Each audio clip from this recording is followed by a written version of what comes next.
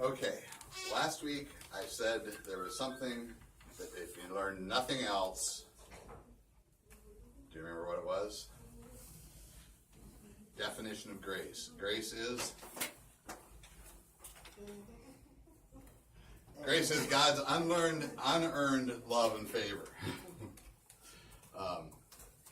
And I have things for you. Copies of the books. If you are in a position where there's a husband or wife in the family, I bring these. You can please share them. We can share ours. Yeah. You and your mom take them. And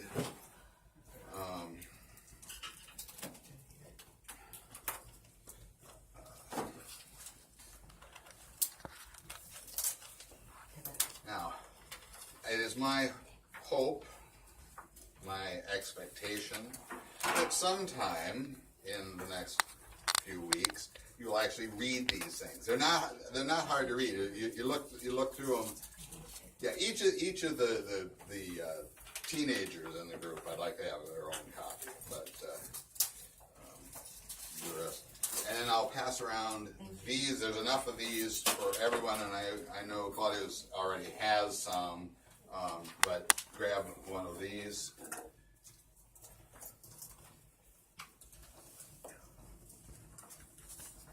I knew those would come in handy. Yeah, nothing else as package openers. Thank you.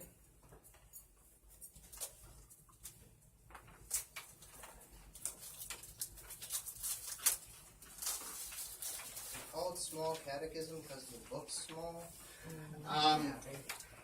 It is actually not called a small catechism because the book is small. Anybody else need one? It is because Luther wrote a small catechism which was intended for lay folk, and he wrote a large catechism which was intended for clergy. When the large catechism is extensive, to say the very least. This is just the stuff that we need to know.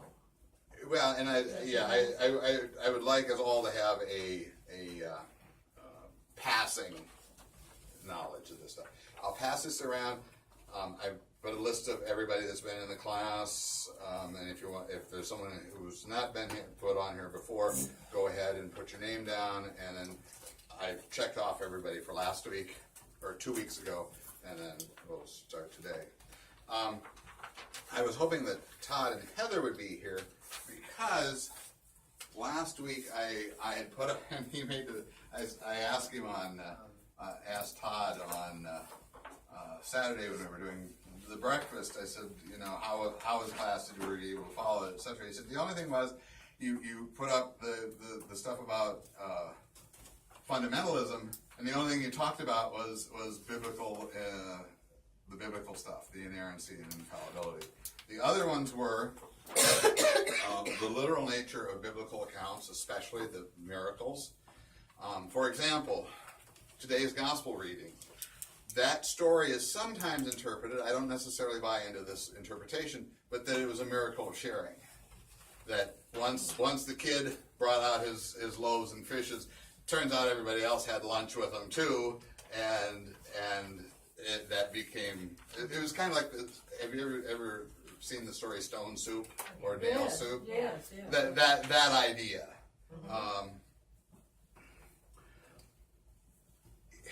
I'll just go through the literal nature of biblical accounts, including miracles, the virgin birth, bodily resurrection, and physical return of Christ, and the atonement, seeing that Jesus' death substitutes for ours. Okay, none of that stuff do we disagree with necessarily, but Lutherans don't say, unlike some fundamentalists, don't say you have to believe this in order to be saved. That's not. We believe that salvation is by God's grace through faith. End of story. It doesn't say that you have to think this certain way about it, any certain thing. And so that's the difference between between Lutherans and, I should say, most mainline Christians and Roman Catholics and Orthodox folks would say pretty much the same thing. So is that the same for all Lutherans? All Lutheran groups? Lutheran Church Missouri Synod and the Lutheran Church Wisconsin Synod are much more fundamentalist than we are. And they, back in the, and I don't want to get into a long history lesson, but it was back in the 60s that the Lutheran Church Missouri Synod, and I know more about them than I know about other Lutheran groups, they made, their leadership of the church had a fundamentalist leaning, and those leaders were able to drag the whole church in that direction. That's what the church that had the book sale is. Yeah, just right down here. So what's the one on Jefferson Street? One on Jefferson. The one on Jefferson Street used to be us. That's, and I will get into that one later. But they are a split off from this congregation over not a doctrinal issue, but over another issue that we will get to. Trust me, we will get to it. But I don't want to go there right now because I want to keep going in kind of a forward direction here. I'm going to talk a little bit more about Bible than what I finished up with last week. Okay? Old Testament, the earliest that we know of Old Testament writings. Remember, most of this stuff, especially in the Old Testament, started out as oral tradition. Now, oral tradition is actually very stable. Sometimes people think that oral tradition, because it's passed down verbally, people don't. It is actually very stable. The Iliad and the Odyssey were oral to begin with for a long time, for several hundred years. Those two, and they're long. Those two stories are believed to be pretty much exactly the way Homer had originally told them. So oral tradition can be very stable. So the earliest stories in the Old Testament were oral tradition. The first that we know of anything being written down that's in the Old Testament is during the reign of King Josiah, which was 640 to 609 BC. There he instituted a tremendous amount of reform. And one of his reforms was the temple. The temple had fallen not into disuse, but into disrepair. And when they started to work on the temple, they found some books of the law. That's those probably Deuteronomy, although we're not 100% sure about that. But that's the first time that there's any reference to any written books. But not all of the Old Testament then was written down actually during the Babylonian exile, which went from about 586 to 520 BC. That's when most of it, and part of the reason it seems that the impetus for writing this stuff down was there was a fear, because they were in a foreign hostile environment, a fear that the stories would be lost. And so that's when the majority of it was written down. There were things that were written after that, but the Old Testament as we have it, not the apocryphal books, but the Old Testament as we have it, was completed by about 400 BC. Now the apocryphal books fall in between that and the time of Jesus, and I went over that last time, because those apocryphal books were written primarily in Greek. All of the Old Testament books were written in Hebrew, there's a couple of exceptions. There's some chapters in one book and another book that was written entirely in Aramaic. Aramaic was a derivative of Hebrew, much as Italian and French and Spanish are all derivatives of Latin. But people who were fluent in Hebrew didn't necessarily understand Aramaic, and vice versa. But Aramaic, by the time of Jesus, was the language of the ordinary folk who lived in that part of the world. The language of the educated folk was not Latin, but was Greek. Greek in the ancient world was what English is in the modern world. You can't go many places in the world where you can't find somebody that can at least understand English a little bit. That was true in the ancient world. It was hard to find somebody, except for the peasants, that couldn't at least understand Greek a little bit. But I'm going to get into some technical stuff now. There is evidence that the Old Testament received several what we call redactions. And to think of those as editing, that's maybe the best way we can think about it, because that's a word that we're familiar with.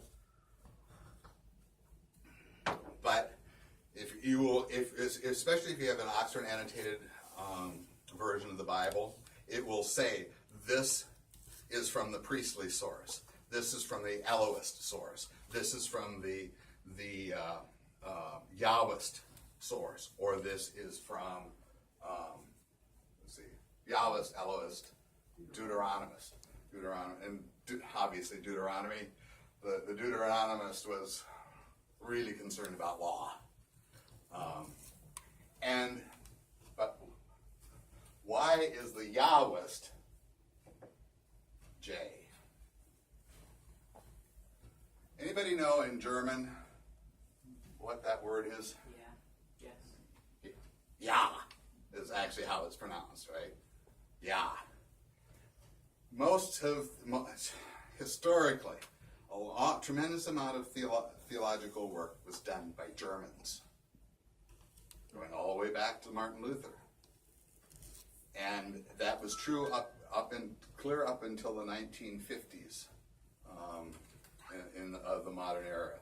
That theology, good hardcore theology, was done by Germans. Doesn't matter whether they were Lutheran or Roman Catholic or Reformed, and I'll get to the difference between those groups after a bit. But the reason Yahwist was J was because it was Germans who were doing the work. And so, hence, and I'm going to clear up something here, because there is a name that's been used by, there's an actual entire kind of quasi-Christian denomination who uses this word. But Hebrew, I erase this.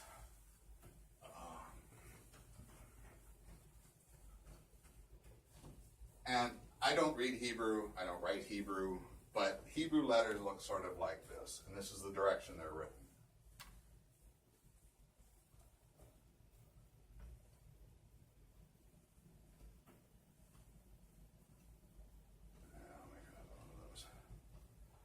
That looks kind of like Hebrew. Okay? But ancient Hebrew, these letters, that's what they are only consonants. Think about a language that was written entirely like vanity license plates. And there were no vowels. Now, modern Hebrew has, you'll see it with dots, and those dots represent vowels. But those were only installed like 1,000 years ago. Biblical Hebrew didn't have any vowels in it. The name of God that is translated, I am who I am, or I am who I will be, or I am what I'm going to become, or however you translate that, is a being verb. It's a verb. The name of God is a verb. And it's a being verb that we don't know exactly how to translate. But that verb has the English equivalent of YHWH. Now modern scholars have figured out that it was probably pronounced Yahweh. We don't know that 100% for sure, because from the very beginning, that sacred name of God was never spoken. And that's why we don't know what the vowels were for sure. But in the 19th century, some wise guy thought, oh, well, we don't know what the vowels are, so let's take the vowels from Elohim, which it was another name for God, but Elohim in Hebrew simply means Lord. Okay? Not God, but Lord. And remember, once again, it was Germans doing this, so instead of YHWH, it was JHWH.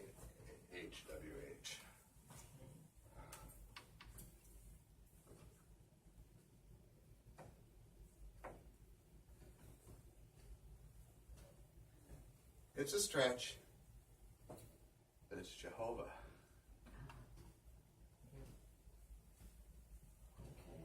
Okay. Like I said, it's a stretch. Actually, what they did was they put the O sound in a couple of times. They were wrong. Witnesses are going to be shot.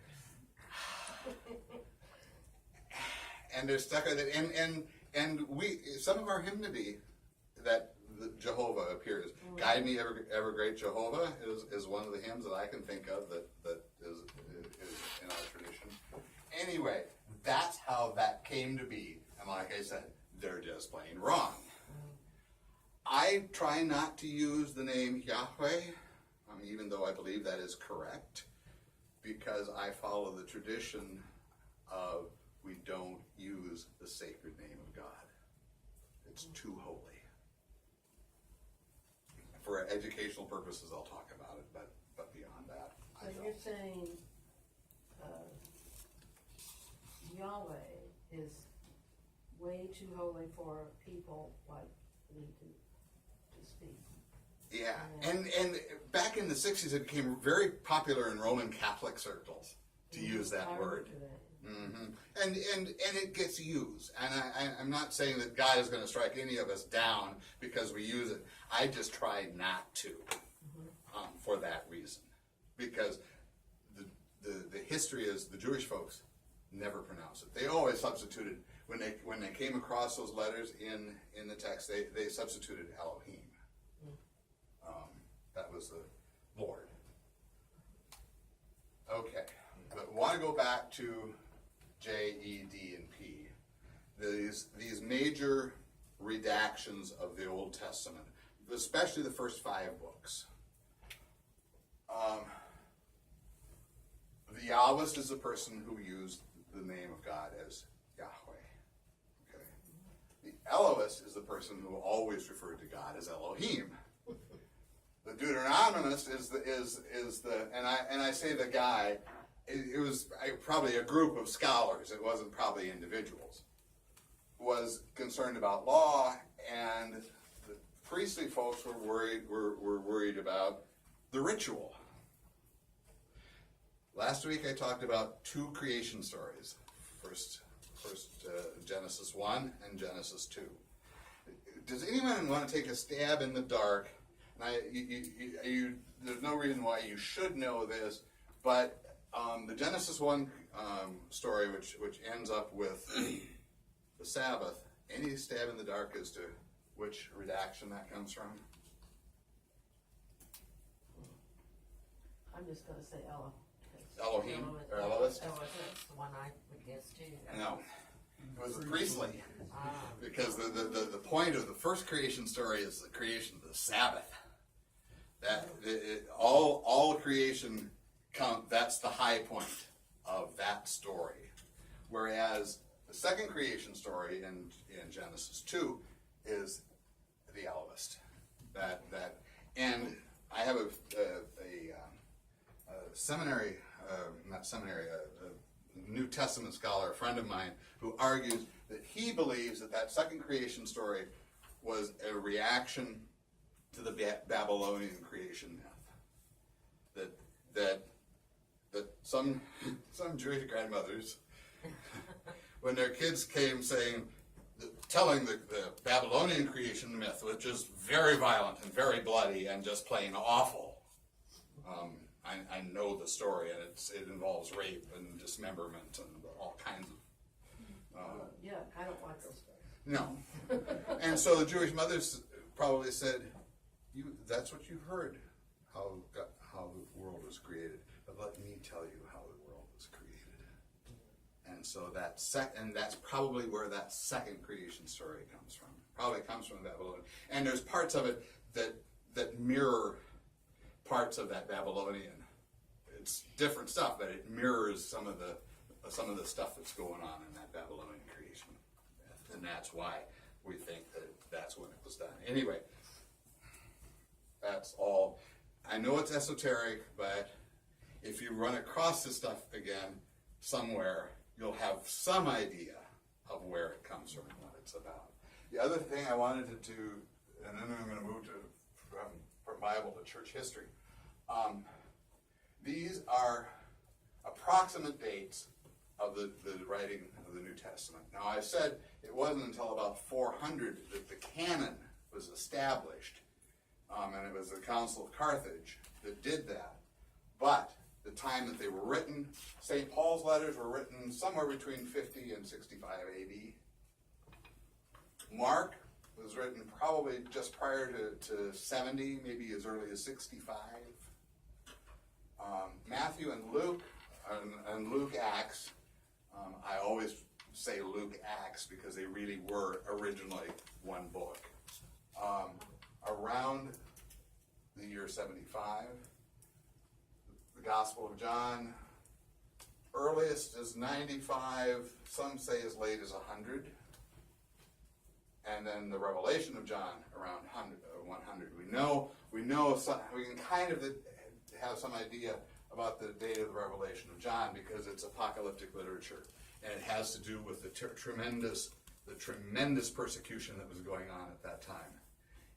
And there had been persecutions of Christians. Nero famously persecuted Christians, but in Rome. Probably St. Peter and St. Paul were both killed while Nero was emperor.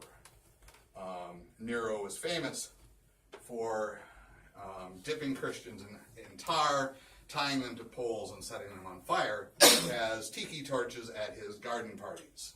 Oh. Charming.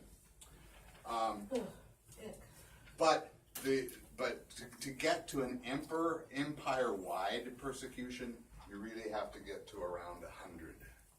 And apocalyptic literature is always written in times of persecution. Unlike the way Revelation is frequently used in modern times by a lot of Christians, Revelation is frequently used to try to scare the bejesus out of people.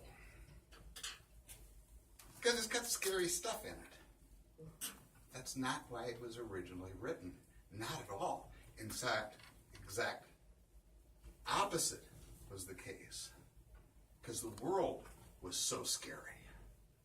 And the point of Revelation is not that God's scary.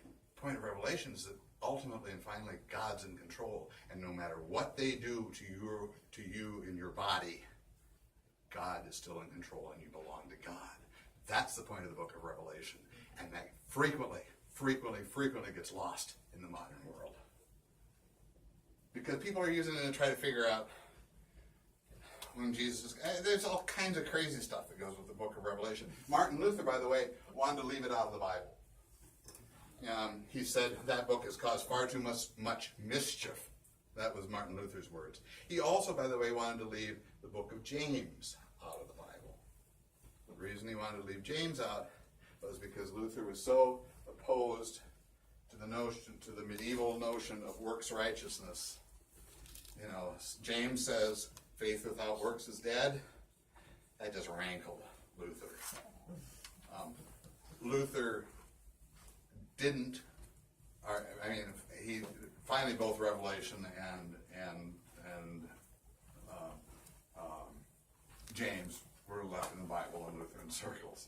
And like I say, the Apocrypha was left in but not to be used for doctrine. Good stuff to read, just don't build your doctrine on it. Okay. The early days of the church, and if you need an assignment for this week, read the book of Acts. Because that gives the earliest history of the church and the formation of the church. And you will see in the book of Acts, because there's a council in Jerusalem at one point in the book of Acts, the early Christians didn't get along with each other either. It's not just modern times that Christians don't get along with each other. There were doctrinal disputes as early as in the Bible. It only got worse. It only got worse. And I'm not going to go into great detail about all the controversies of the early church. There are far too many to number, but I'm going to touch on a couple of them. One was the nature of Christ. There were those people in the early church that said Jesus was half human and half divine. Think of having a pink grapefruit and a white grapefruit and cutting them in half and putting the pink grapefruit and the white grapefruit half together. That's kind of how they viewed Jesus. Or you could think of chocolate milk. You've got chocolate, you've got milk, you put them together, you get something else. They thought about Jesus that way. Ultimately and finally, and it wasn't hammered out until the Council of Chalcedon, which I've mentioned before. The creed is called the Nicene Creed because it was started at the Council of Nicaea, but it really wasn't finalized until the Council of Chalcedon nearly 50 years later.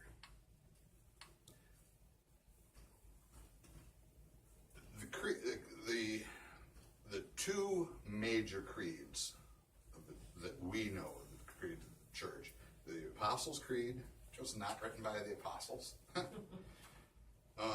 the Nicene Creed. The Nicene Creed, they're both 3rd century-ish, but they had very different functions. The Nicene Creed was written to establish doctrine, the nature of Christ, true God and true man. You know that line from the Nicene Creed. That was really the centerpiece of the Nicene Creed. Begotten, not made, one being with the Father. All of that language has to do with setting up doctrine. This is how we understand Christ. Now, the origins of the Apostles' Creed was completely different.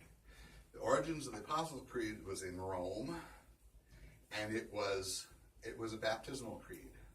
In other words, if you were being baptized, there were, and this is still true today, people are baptized in the name of the Father and of the Son and of the Holy Spirit, right? Mm-hmm. No matter how baptism is done, whether it's done by sprinkling or pouring or immersion, those things are said. And it's true in our baptismal liturgy, and it's true in most baptismal liturgies. The question is asked, do you believe in God the Father? The response is, I believe in God the Father, Almighty, maker of heaven and earth. Do you believe in Jesus Christ, the Son of God? Yes. Yes. Do you believe in the Holy Spirit? I believe in the Holy Spirit, the Holy Christian Church Community of Saints, the Holy Catholic Church Community of Saints, all that stuff. That was a baptismal creed. That's where its origins are. It was not about doctrine. It was about confessing the faith of baptized Christians. Okay? There were, and I'm going to mention just a couple of the big controversies, and like I said, I don't expect you to remember all this, and I'm not going to go into detail because you're not going to remember it. If you're really fascinated in this stuff, you can look it up online or find a thick Christian history book, but I am going to talk about a few things. By 172 in Phrygia was a group they were called Montanists. Again, you don't need to know this. I'm just giving. first Pentecostals. Oh. And interestingly enough, for no apparent reason, they were declared heretical. Ah. And so in the early church, Pentecostalism was actually viewed as heresy. There was another major movement, and this one you do need to know a little bit about. Because it's part of the reason that the Gospel of John was questionable to the early church. They weren't quite sure whether they wanted to include the Gospel of John in the scriptures. And I'm going to write it in Greek and then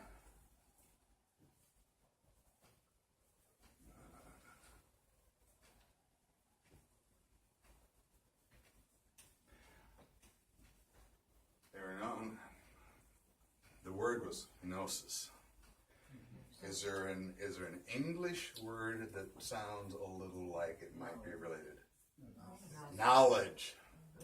And the folks that believed in this particular philosophy were known as Gnostics. And Gnostics were around for several centuries in the early church. And the problem with Gnosticism, well, there's more than one problem, but one of them was that Jesus came to pass on secret knowledge. Kind of like he was an early Mason or something. I don't know. I'm just throwing that out there. But not that I have anything against Masons, because I don't. But this secret, that salvation came through getting to know the secret. That's what, and that persisted. And they also believed that the God of the Old Testament, who created the world, was actually evil. Because what happened was God took spirits that were free and not tied to anything and put them in bodies, which sucked, according to the Gnostics. And so the whole point of, for lack of a different word, enlightenment, was to kind of get out of the body. And so most Gnostics were severely ascetic. That is, they avoided the comforts of the world. Now, there were other Gnostics that said, since the body doesn't matter, it might as well have a good time. And get fat and, sassy and all of that stuff. Gnosticism went both directions. But it persisted in the church for centuries. It took a long time for the church, for orthodoxy to stop, to kind of overcome Gnostic tendencies. And I mentioned this gospel last time we were together, the Gospel of Thomas, a Gnostic gospel. And John, because John's gospel was suspect, because Jesus, as he appears in the Gospel of John, almost appears to be outside the world. And the Gnostics also taught that Jesus only looked like he was suffering on the cross. Oh. It was an appearance. It was not real in the sense that we think of something being real. That was what they taught, and that was all rejected eventually by the church.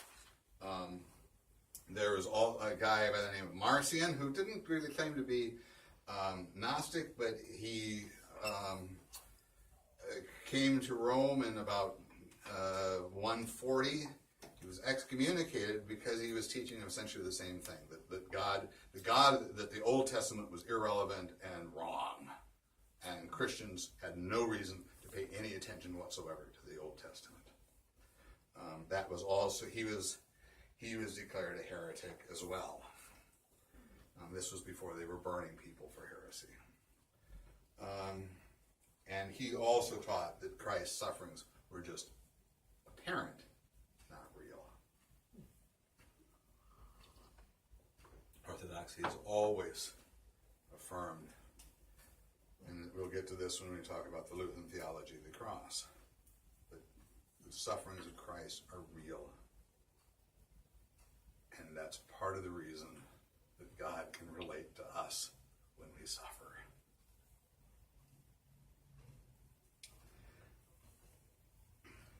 Christianity was illegal in the Roman Empire, hence the persecutions that I've mentioned. It wasn't consistent. The persecutions came and they went, depending on what was going on. Part of the reason that Nero persecuted Christians so bad in Rome was because under his watch, the city of Rome burnt to the ground. We weren't very happy about that. And nobody was real happy about that because, they lost their homes. Yeah. And it wasn't just a few homes, it was a vast portion of the city. The other thing that had torqued people off about all of that was that Nero used it as an urban renewal project and built himself this astoundingly huge palace right in the center of Rome because all this land had been cleared by this big fire. It didn't make him very popular. So he said, let's blame the Christians. And so emperors of Rome used Christians as scapegoats for anything that went wrong. And if something went wrong in this area, Christians might be persecuted over here while things were going fine over here and people left Christians alone over here. A new emperor came into power by the name of Constantine. He moved the capital from Rome in Italy to a city that existed. It was called Byzantium. He renamed it Constantinople. It is now, and it became Byzantium again later in history, but it is now known as Istanbul. And that's where the capital of Rome was moved to. Rome ended up splitting between the east and the west because there's all kinds of reasons why the Roman Empire collapsed. Part of it was just sheer size. It became administratively difficult to work with. Even though the Romans were really good at administration and had paved roads that some of which are still in use today. But and the aquifers and here okay, this has nothing to do with what we're learning, but at its height in the imperial period, the city of Rome housed 1 million people. I told you today in today's sermon that a town of 1,000 was big. Rome was 1 million people. 1 million. And anybody have any idea why a city could be that big in the ancient world? So roads led to it. Water and sewers. Water and sewage. Exactly. The Romans knew how to bring water in and how to get waste out. And the reason that Rome in the medieval period shrank is that the aqueducts collapsed eventually, after hundreds of years, and nobody knew how to fix them. And so in the Middle Ages, Rome was kind of a backwater place. And it's not really until the 19th century, 200 years ago, that cities began to figure out how to do water and sewer again. Paris, in medieval times, was a fetid, awful place. Most cities were, because the sewers were the streets. Even to this day, if you're walking through a small village in Italy, you do want to watch where you're going and make sure nobody's emptying a chamber pot out of the 3rd floor. It's still true today. It wasn't until the 19th century that what we think of as modern sanitation and water came into existence in the world. It made it possible for cities like New York to become huge cities. Paris to become a big city, and many of the other world cities that we think of as being big cities in medieval times were very not much more than villages, because of the water and sewage issue. Chicago, by the way, came up with a really here's another bit of history that has nothing to do with our class. The sewer for Chicago was the Illinois River that flowed into Lake Michigan. It didn't take them long to figure out this is a problem, because the city of Chicago was getting its drinking water from Lake Michigan. You know what the folks in Chicago did? They reversed the flow. And so instead of flowing into today, the Chicago River does not flow into Lake Michigan. It flows out of Lake Michigan and down the Illinois River. They reversed the flow. They reversed the flow of the Chicago River. That took some undertaking. It took some doing. It really, because it was so flat, it really wasn't a massive engineering feat. But and I tell that story only to remind us that things like sanitation and water are desperately important, and they were important in the ancient world. The church, when Constantine became emperor in 313,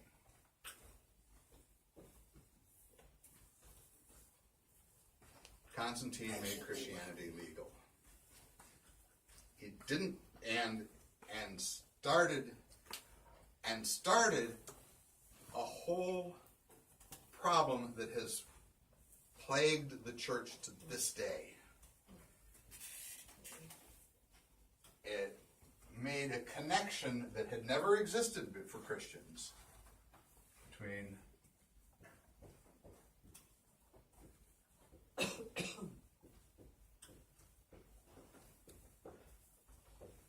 church and the government. And it's still... Let me ask you a quick one. We talked about doing ribbons. Are we going to do that something today? We're not going to talk about it today. Okay. We'll talk about it next week. I didn't want to leave without asking. It brought the church and the government in relationship with each other. Prior to 313, Christianity had been diametrically opposed to the government. In 313, there was a connection made that we've not been able to ever shake since. And it has caused major problems in the past. We talk about American civil religion in America. That is what I call wrapping Jesus in the American flag.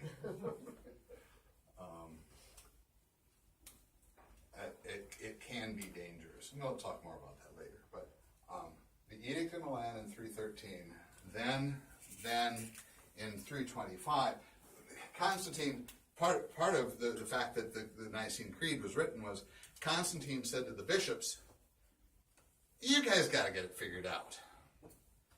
I want to know what the teaching of the church is. This guy says it's that. This person over here says it's this. This person over here says it's that. What is it? And so, under the emperor's order, the Council of Nicaea was formed in 325. Oh, that's where that came from. Okay. They started to hammer it out. Like I said, what's the nature of Jesus? All this stuff. They didn't get it done at the Council of Nicaea. The bishops finally had to go home. And it really wasn't until 450 at the Council of Chalcedon. Interestingly enough, it's not the Chalcedonian Creed, it's the Nicene Creed. But it really wasn't put together until 450. And that was the Arians. The Arian controversy was actually later than this. Was actually part of it, and I don't want to get into it because I think it's going to confuse the issue here. But it's 450 when the Nicene Creed is finally established. Now, like I said, early church fought over all this stuff for centuries, and even this didn't settle all the controversies. It depended on where in the world one was located, that what your views on various things, the things that were not hammered out, like how does Jesus get into communion? And I will get into that. Actually, I'm going to do that in a sermon. But another around 600, shortly thereafter. Let's see if I can draw the Mediterranean world real quick. That's good. Much better than I could do. There's the leg and the shoe.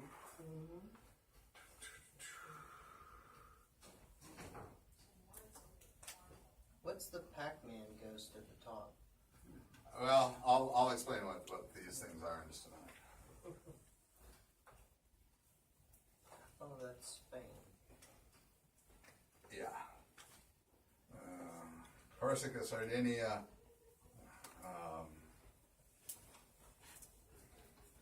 Big Island. Anyway, Sicily, yeah. Corsica, Sardinia, Sicily. Oh, we got to put Crete in here. And the whole slew of Greek islands over here. Okay, this is essentially the ancient world. Rome is here. Constantinople is right there. Jerusalem is here.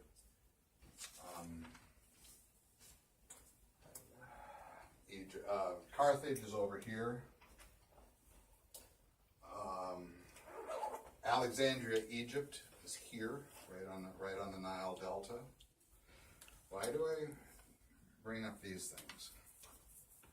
Well, these big cities in the ancient world, Carthage, Alexandria, Jerusalem, there were a couple cities up here in Asia Minor, in modern-day Turkey that were important, Ephesus being one of them, Constantinople, Rome.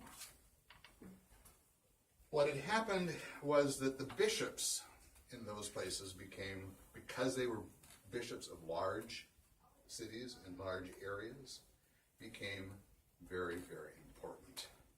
And so when they had, like the Council of Nicaea and the Council of Chalcedon, it was the bishops from those, and there were others, but I'm using these as examples. The bishops were the ones that got together and hammered this stuff out. And it was always expected that the church, when it had controversy like this, would call the bishops together and have a council. That's how doctrine was established, and that's how disputes were settled. In the 7th century, a whole new religion started over here.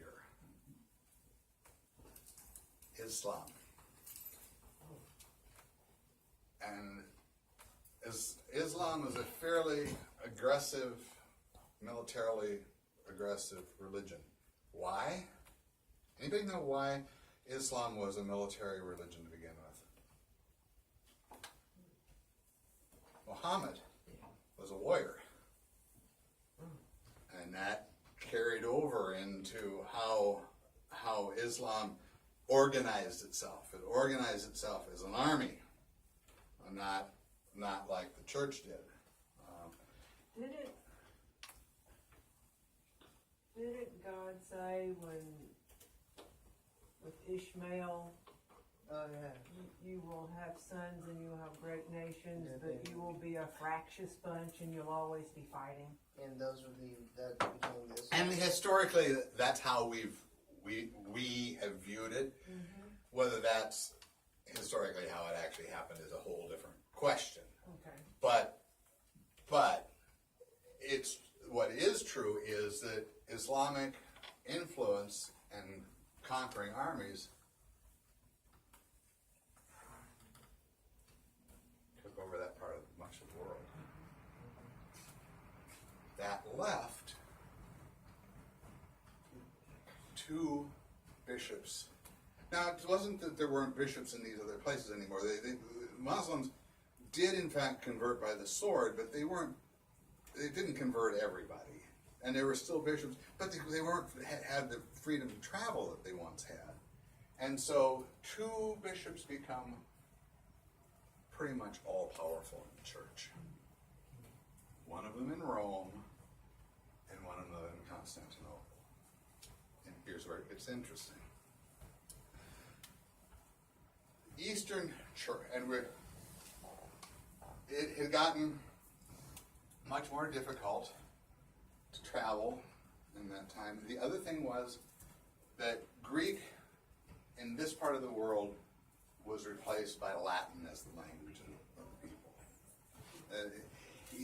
Back in Imperial Rome,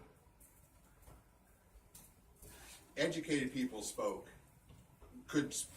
Latin, of course, because that was the local language, but they spoke Greek and wrote Greek fluently. Through all the turmoil of the empire being divided and all of that stuff that went on, that was no longer true. Over here they spoke Latin and they used Latin in their worship. And over here they spoke Greek and used Greek in their worship. And so they weren't able to talk to each other nearly as well as they once had. And different practices developed, partly because of the language barrier. So liturgical, how we did things in church, became different in the West than it's true in the East. And if you attend an and I highly recommend it. I don't even know whether there's an Orthodox church in Paducah. No, the closest is Nashville. Probably, okay. If you ever get a chance to go to an Orthodox worship service, do it. It's fascinating. Even though usually it's in Greek and you won't be able to understand a word except or Russian, but a lot of the Russian Orthodox folks in the United States actually use English in the worship service. But it's fascinating, and there's a couple of words that you'll recognize. If they say Kyrie, you'll know what that means.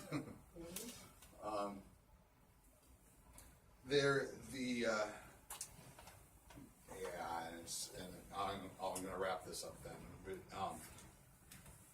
in 1054, the church split right along that line. It had to do with the people who spoke Latin and followed the Bishop of Rome, and the people who spoke Greek followed the Bishop of Constantinople. Is that Filioque? No, that's a different controversy. I can get to that next time.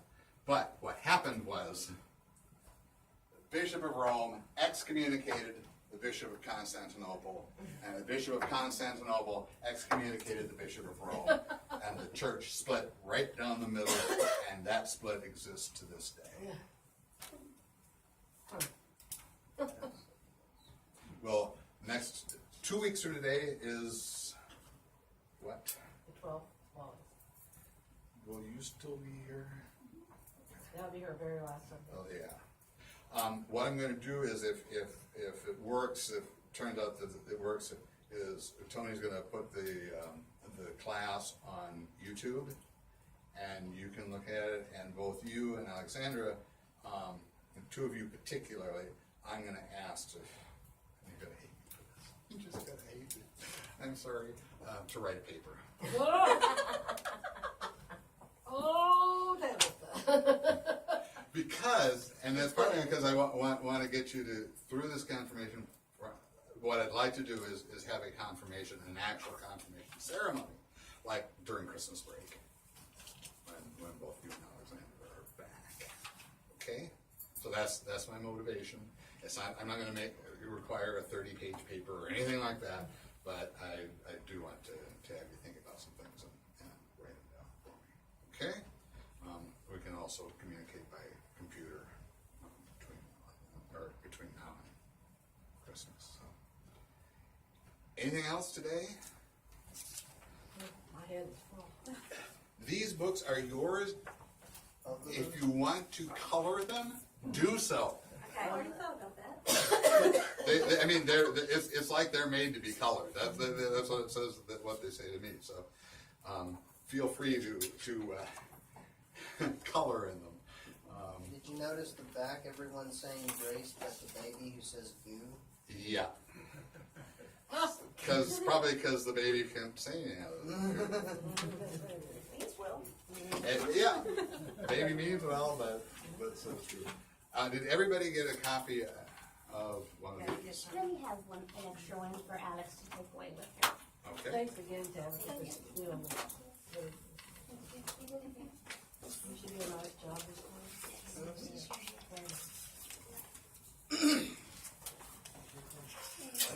Yeah, you're gonna put this on YouTube channel. Yeah, and I'll let you know. So that yeah, and we did this primarily for Michael today. So. Well, good. I appreciate that. Because he, Well, it sounded like he was feeling left out, so I. well, he always feels left out. You just got to get over that. But anyway, but if it is on YouTube, let me know, and then we can pull it down for him when he gets back in next week. Okay. And then that way we can, and I'll share all this with him. Thank you so much, guys. You are welcome. Thanks for Yes, thank you. everybody for being here. Give his great uncle unusual baptism. Are you talking about Garen? Doctorate in Old Testament from University of Chicago. Are you talking about Garen, Dad? Yeah, Bill Guaranteed. But we had a big family reunion, the 200th anniversary of the country, Okay. 1976. Uncle Bill preached. And one of the things he said, and of course it's the 200th anniversary of the U.S., and right in the middle of the idea of the government, was that Constantine's taking the church into the state was the worst thing that happened to the Christian church. There are many people who agree with that. Yeah. See, this was a Baptist minister with a doctorate in Uh-huh. Chicago. Is this Paul Garen or? No, it was Bill, Kathy's father. Yeah. So who's Paul Garen? Paul had his doctorate in economics from Harvard. But he was the one who wrote the books. Yeah, he was doing missionary work in Burma. Okay. So, Thanks, Tony. and well, after he got his doctorate, instead of becoming a doctor, he went to India. Yeah, well, not to Burma. But when they, Okay, but he went to India afterwards while escaping. well, yeah, I mean, when the Japanese They didn't invaded, have a chance. So I think India was there somewhere.